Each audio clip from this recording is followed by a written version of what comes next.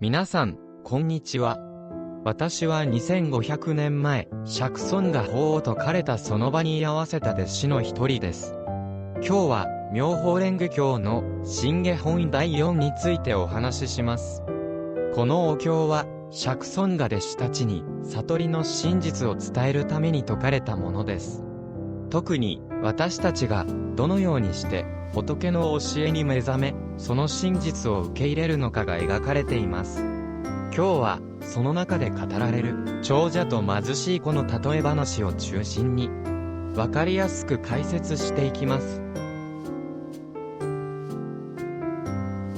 長老たちの驚きと喜び。その時、長老のシュバダイやマカカシ王たちは、釈尊が説かれた未曾有の法と、シャリホツがクタラサンガミャクサンボダイ、最高の悟りを受記されたことに大変驚き、また深く喜びました。彼らは立ち上がり、衣服を整え、右の肩をあらわにし、右の膝を地につけて、釈尊にこう申し上げました。私たちはすでに年老い、悟りの境地に達していると思い込み、それ以上のことを望むことはありませんでした。菩薩の法である仏国土を記憶し、衆生を導くことを考えもしませんでした。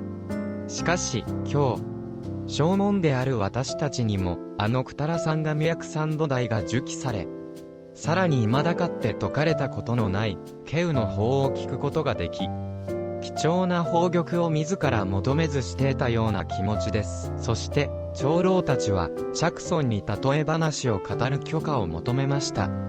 その例え話が、長者と貧しい子の物語です。この物語は、私たちが仏の教えに目覚めるまでの過程を象徴しています。長者と貧しい子の物語。あるところに、若い頃に家出をして他国に住み、50年もの間、放浪生活を送っていた貧しい子がいました。彼は衣食に困り、その日暮らしの生活に疲れ果て、ついに故郷に帰ろうと決心しました。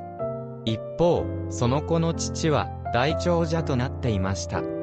父は息子を探し続けていましたが、見つからず、ある国に住んでいました。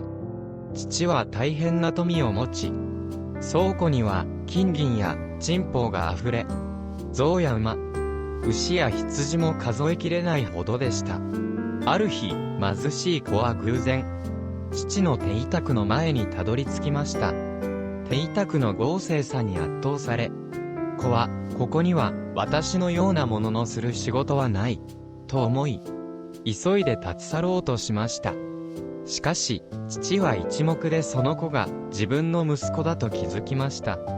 父は家臣たちに子を連れてくるように命じましたが、子は恐怖のあまり失神してしまいました。父はこの心を思いはかり、無理に連れてこようとはせず、方便を使って子を引き寄せることにしました。父は貧相な男たちを雇い、子に屋敷に働き口がある。給料は2倍だ。仕事は便所の汲み取りだ。と伝えさせました。子はその仕事に就き、長者の手委託で働くようになりました。しばらくして、父は自ら汚れた衣服を着て子に近づき、お前はずっとここにいなさい。必要なものがあれば何でも言いなさい。と声をかけました。子は喜びましたが、何かを欲しがることもなく、長者の使用人として満足していました。20年が経ち、子は長者の手委託に自由に出入りし、家事を執務するようになりました。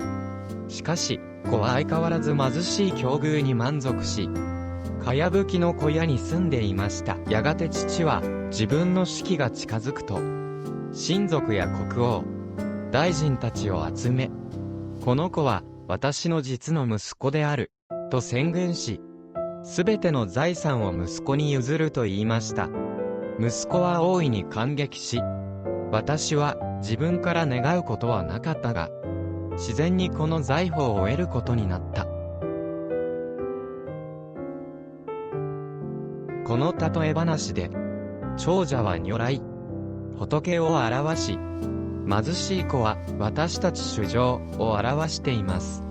私たちは長い間、自分が仏の子であることに気づかず、小さな悟りに満足していました。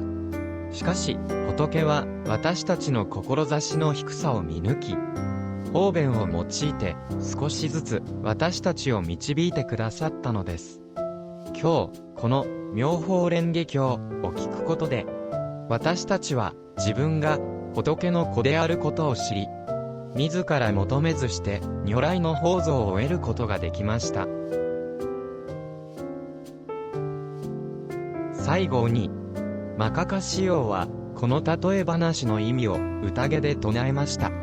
私たちは長い間、小さな悟りに満足し、大乗の教えを求めませんでした。しかし、仏は私たちの心を見抜き、方便を使って導いてくださった。今日、この経を聞いて、私たちは仏の子であることを知り、自然に如来の法蔵を得ることができた。今回ご紹介した、妙法蓮華経真下本第4話、私たちが仏の教えに目覚め、その真実を受け入れるまでの過程を描いています。皆さんも自分が仏の子であることに気づき、仏の法蔵を受け取ることができるよう、日々の生活の中で仏の教えを実践していきましょう。今日の動画が皆さんの心に響いたら、ぜひチャンネル登録といいねボタンを押してください。それでは次回の動画でお会いしましょう。ご視聴ありがとうございました。南無妙法蓮華経。